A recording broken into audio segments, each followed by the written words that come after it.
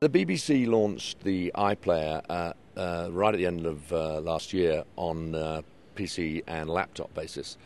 Very good interface, giving UK people the access to all of the BBC output in the preceding week.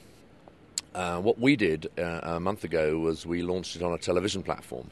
Okay. So we've incorporated some of their functionality through our television platform. So you're seeing the programs as they were originally meant to be seen on the television screen, and it's really proven to be very popular. I think ultimately there are probably too many interfaces. I really don't believe that all of these interfaces are going to survive. I don't think the consumer wants their laptop or even their television screen covered in icons. Right. They want a trusted aggregator. And I hope Virgin Media can be that trusted aggregator both on television screen as well as on broadband and indeed on mobile. It would be great if everything was free, but I don't think you have a sustainable business model if everything's free. Right. I don't think you get the necessary reinvestment into production if it's free. And what I put up in my charts on Sunday night was the level of reduction of money being spent on new production in the UK, and talking to people at this conference, they're seeing that the world over. Talking last night to Australian, talking to some Canadians, they're seeing less money being invested in original production. And some of the wonderful stuff that's coming on online, and I do love that. I love some of the short films. Indeed, we're a sponsor of a big short film competition in the UK at the moment, and the standard of the products is wonderful. But it is not a 1 hour crafted piece of documentary or indeed drama. And my fear is that as this displaced viewing goes into all these new ways of watching television, we're not going to see the same levels of investment.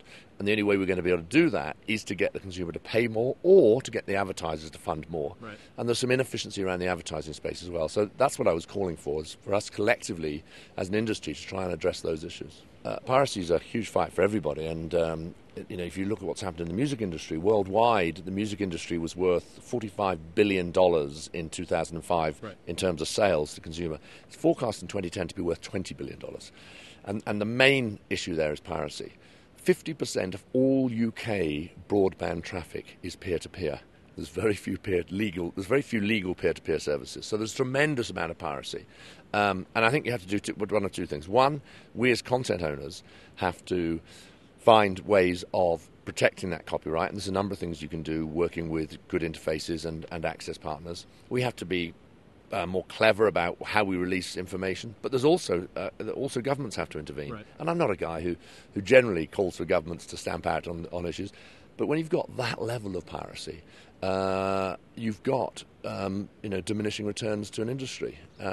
And is stealing music and stealing video any real different from shoplifting? Well, it is by most people's legal regimes, and in my mind, it shouldn't be. Yeah. Bye. Thank you.